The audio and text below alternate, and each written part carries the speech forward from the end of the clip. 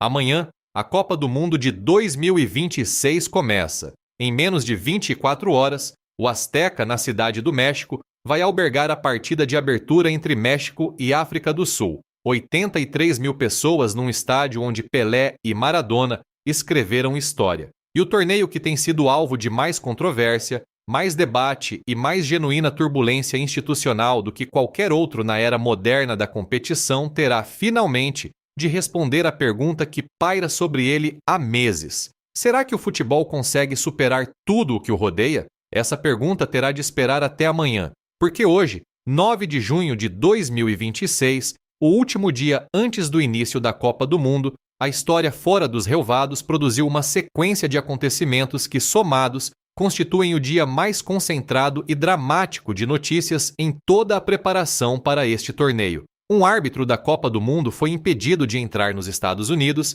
e retirado da lista de arbitragem completamente. O seu momento histórico como o primeiro oficial somali numa Copa do Mundo acabou antes mesmo de ser disputado um único jogo. A Federação de Futebol do Irão alega que a FIFA revogou toda a sua cota de bilhetes para as 3 fases de grupos, deixando a federação sem capacidade para oferecer um único lugar aos seus adeptos. Uma das vozes mais respeitadas do futebol inglês publicou publicamente que esta é uma Copa do Mundo de caos. E, entre tudo isso, continua a história da Nigéria, a nação africana que se autodenomina a maior em futebol, a assistir à abertura da Copa sem estar presente pela segunda vez consecutiva, com a voz do seu maior capitão ainda a ecoar nos ouvidos de todos os responsáveis. Existe ainda, num registro completamente diferente, a história de Marcelo Bielsa e do Uruguai, porque nem todos os fios da imagem futebolística de hoje são de falha institucional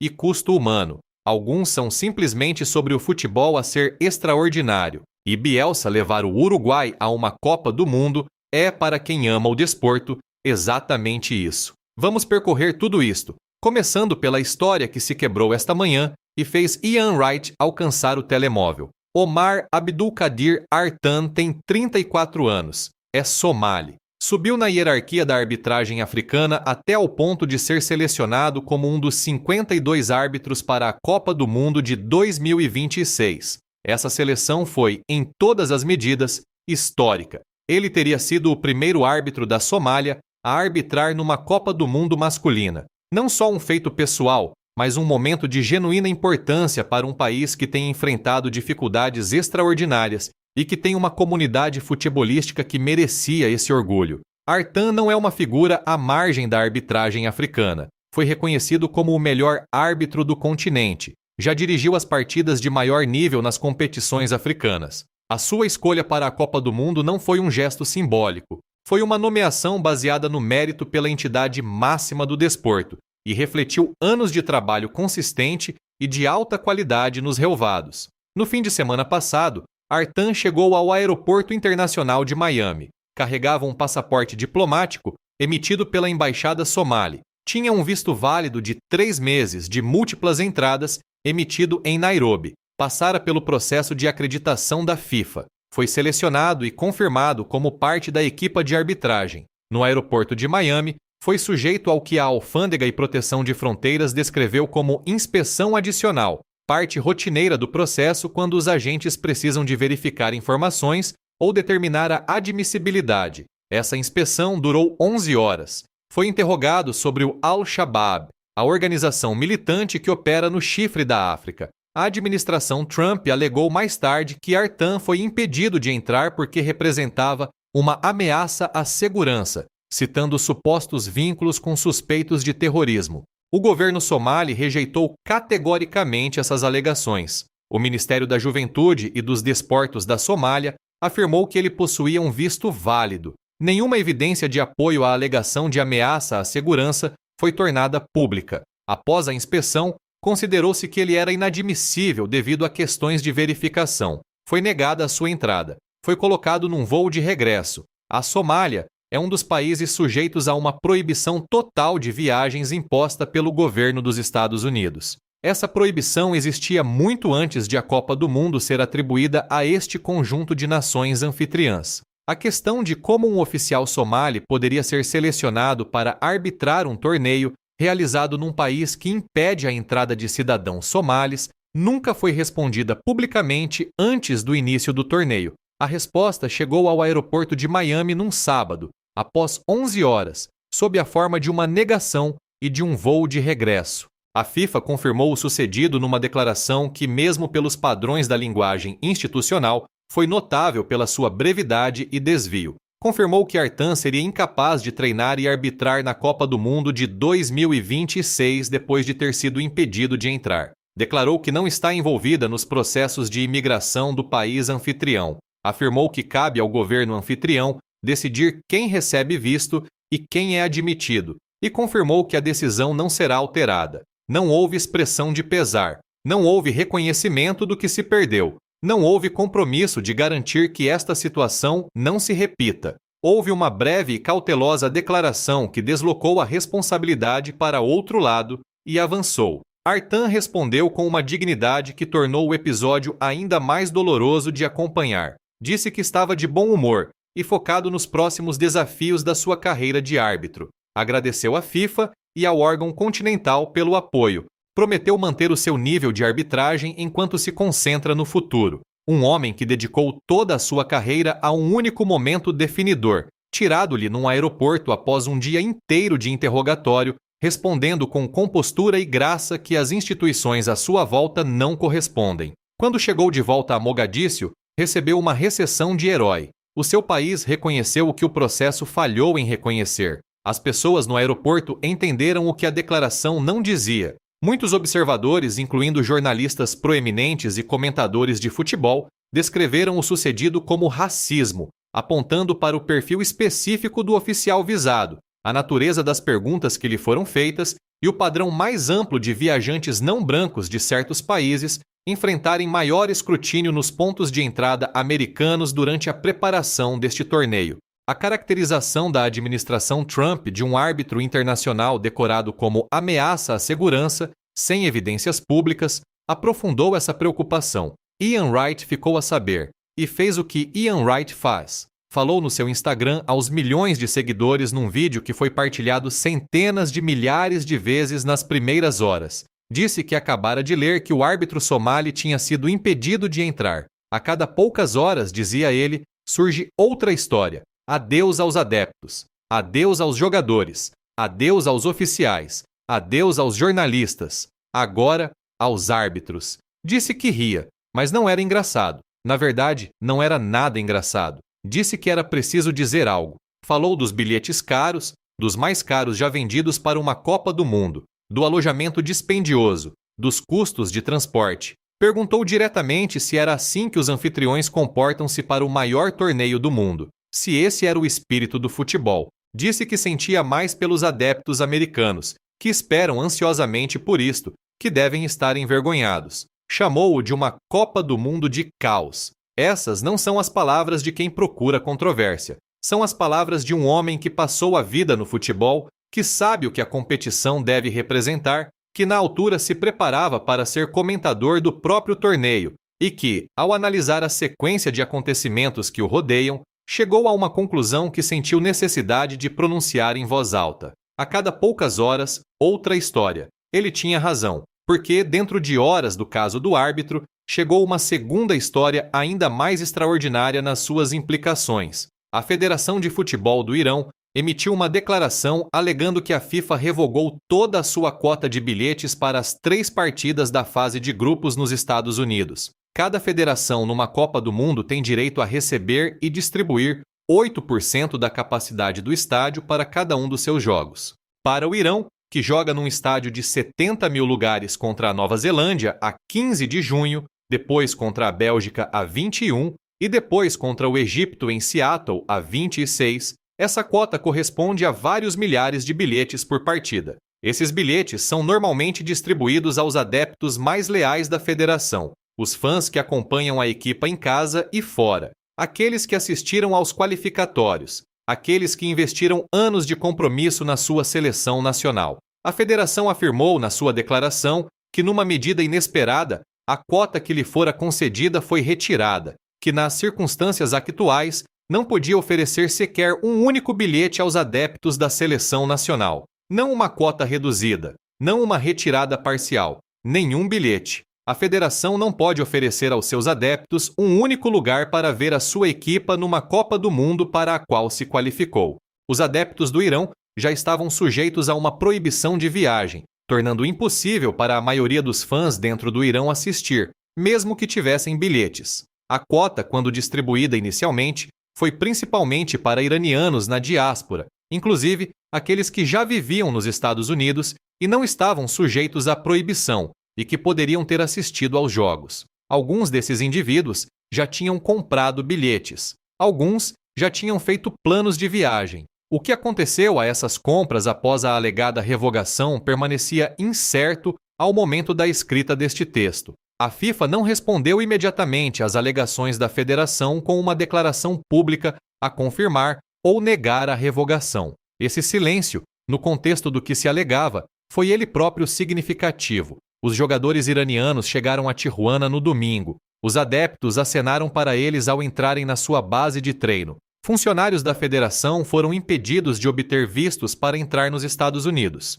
A equipa cruza a fronteira nos dias de jogo e regressa ao México todas as noites. E agora a federação alega que os bilhetes que seriam distribuídos aos seus adeptos foram retirados. Pense no quadro acumulado da experiência do Irão nesta Copa do Mundo. O ministro dos Desportos disse que sob nenhuma circunstância poderiam participar. Uma intervenção diplomática do presidente do México tornou a participação possível. A federação boicotou a cerimônia do sorteio em Washington. Alguns oficiais não conseguem vistos. A base da equipa está em Tijuana e eles deslocam-se aos jogos através de uma fronteira internacional. E agora a federação afirma que toda a sua cota de bilhetes para os adeptos foi revogada, dias antes do seu primeiro jogo. Não se trata de uma história sobre uma decisão ou uma política isolada. É a história de uma nação qualificada para a Copa do Mundo que tem de lidar com condições que nenhuma outra equipa na história da competição lhe foi imposta. Uma nação cujos jogadores se prepararam para o maior palco enquanto dormiam noutro país,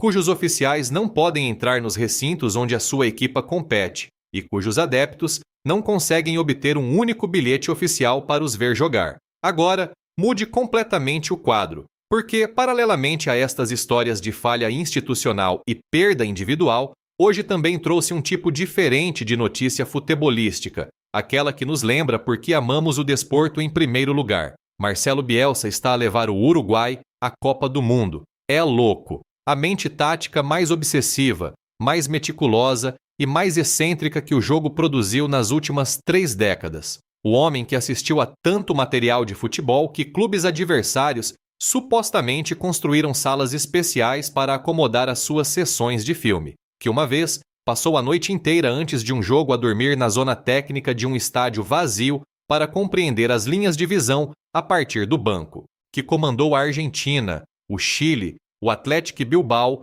e o Marsella com uma intensidade que os jogadores descreviam, universalmente, como simultaneamente aterradora e transformadora. Assumiu a seleção nacional do Uruguai e conduziu-a à qualificação. O caminho não foi suave. Houve momentos de dúvida. Roam desempenhos que levantaram questões sobre se a sua abordagem poderia ser traduzida para um contexto nacional, onde tem menos tempo com os jogadores do que num clube. Mas ele chegou lá. O Uruguai chegou a esta Copa do Mundo no Grupo H, ao lado do México, da África do Sul e da República Checa. O grupo de abertura, aquele que põe tudo em marcha. Um fascinante duelo tático entre o futebol organizado e intenso de Bielsa e o México de Javier Aguirre, no país que adotou Aguirre como um dos seus, desenrolou-se perante a plena capacidade do Azteca. Seja o que for que circunde este torneio, esse jogo por si só vale a atenção. A equipa do Uruguai de Bielsa inclui Darwin Núñez, Federico Valverde, Rodrigo Bentancur, jogadores de qualidade genuinamente europeia que foram testados repetidamente nas competições de clubes mais elevadas e carregam o espírito particular que o futebol uruguaio sempre trouxe às Copas do Mundo. A sensação de representar um país demasiado pequeno para ser temido e demasiado orgulhoso para deixar isso impedi-lo. Tem 2 títulos mundiais. Venceram o primeiro em 1930. Sempre lutaram acima do seu peso e sempre souberam disso. Ninguém sabe exatamente o que Bielsa vai fazer. Essa imprevisibilidade é, por si só, um prazer. Os seus sistemas táticos têm sido analisados e debatidos durante décadas, e ainda assim, as suas preparações específicas para adversários individuais permanecem genuinamente difíceis de prever. Num torneio rodeado de ruído institucional, a presença de Marcelo Bielsa numa Copa do Mundo é um lembrete de que esta competição também pertence ao extraordinário genuíno, aos treinadores que abordam o jogo como um problema tão complexo e tão belo que uma vida de estudo obsessivo é a única resposta adequada. E depois, a Nigéria, não presente nesta Copa do Mundo pela segunda vez consecutiva. A nação africana que se autodenomina a maior em futebol, a observar o torneio abrir sem si, com uma diáspora de talento a jogar por outras seleções. Michael Olise pela França, Manuel Akanji pela Suíça, Jamal Musiala pela Alemanha. Jogadores nascidos de pais nigerianos ou com ascendência nigeriana a representar algumas das equipas mais fortes da competição. O talento está lá, sempre esteve, só não está a usar o verde. A própria equipa da Nigéria perdeu nos pênaltis contra a República Democrática do Congo na fase final do play-off de qualificação em Rabat.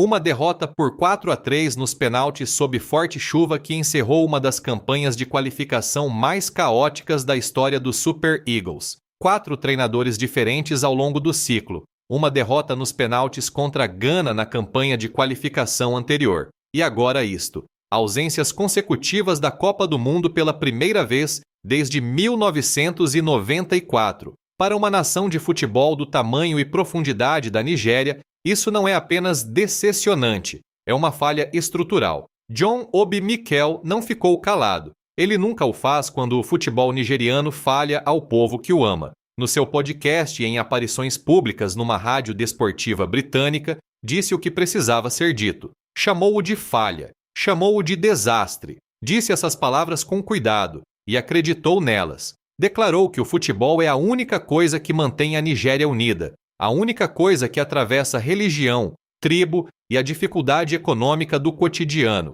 Quer sejas Hausa, Yoruba ou Igbo, muçulmano ou cristão, quando a Nigéria joga, todos assistem, todos apoiam, todos sentem alegria juntos. E, pela segunda vez consecutiva, essa alegria foi tirada ao povo por uma administração que descreveu como falhada em todos os níveis. Disse que todo o Conselho da Federação Nigeriana de Futebol deveria demitir-se, não como uma declaração populista, mas como uma posição ponderada de quem jogou 2 Copas do Mundo, que entende o que a preparação e a gestão de uma equipa nacional realmente exigem, e que viu o seu país falhar a qualificação com um dos maiores reservatórios de talento da África. Afirmou que mesmo ganhar a Copa Africana das Nações não removeria a dor de perder uma Copa do Mundo. Declarou que a Nigéria pertence ao maior palco e que nada mais se compara. O contraste no coração desta situação merece ser contemplado por um momento. A França tem Michael Olise,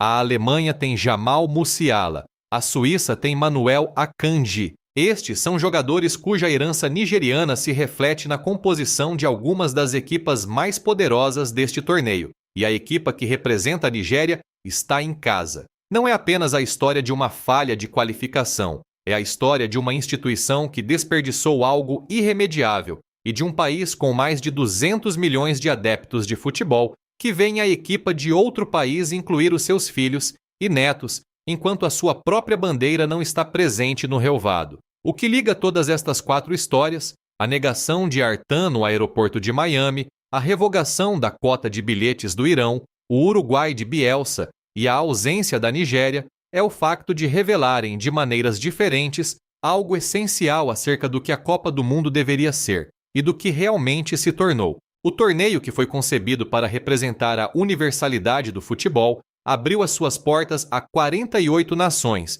e, simultaneamente, as fechou a um árbitro somali que viajava com um passaporte diplomático e um visto válido. Revogou a cota de bilhetes de uma nação qualificada dias antes do seu primeiro jogo. Produziu uma história de treinador em Bielsa que é pura alegria futebolística, completamente intocada pelo ruído institucional, e deixou a nação futebolística mais populosa do continente a observar de casa, o seu capitão a colocar a mesma questão que os adeptos nigerianos se colocam. Como é que isto aconteceu outra vez? A frase de Ian Wright, Copa do Mundo de Caos, vai acompanhar este torneio. Não é uma descrição injusta apenas do dia 9 de junho. Captura algo da experiência acumulada de seguir a preparação desta competição nos últimos meses. Proibições de viagem aplicadas a oficiais da Copa do Mundo. Cotas de bilhetes revogadas a nações qualificadas. Jornalistas impedidos de entrar. Adeptos recusados. As questões que surgiram quando esta Copa do Mundo foi atribuída ao seu atual conjunto de anfitriões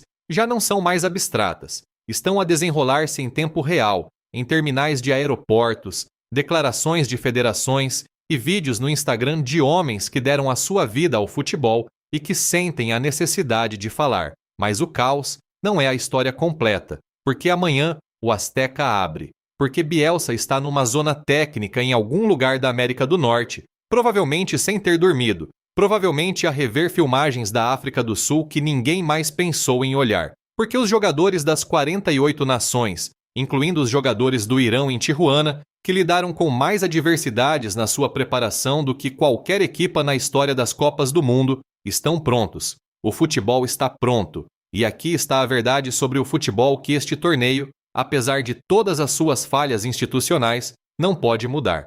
Quando começa, começa. Os momentos chegam independentemente. São indiferentes a cotas de bilhetes revogadas, a árbitros impedidos nos aeroportos, a declarações de federações e a decisões políticas tomadas em gabinetes que nada têm a ver com o jogo. Acontecem porque jogadores de qualidade genuína, sob máxima pressão, no maior palco, produzem coisas que ninguém planeou e ninguém poderia ter roteirizado. Um golo, uma defesa, um momento que as pessoas que o testemunham carregam para o resto da vida. É isso que começa amanhã. E será ainda verdade a 19 de julho, quando este torneio terminar, aconteça o que acontecer entre agora e então.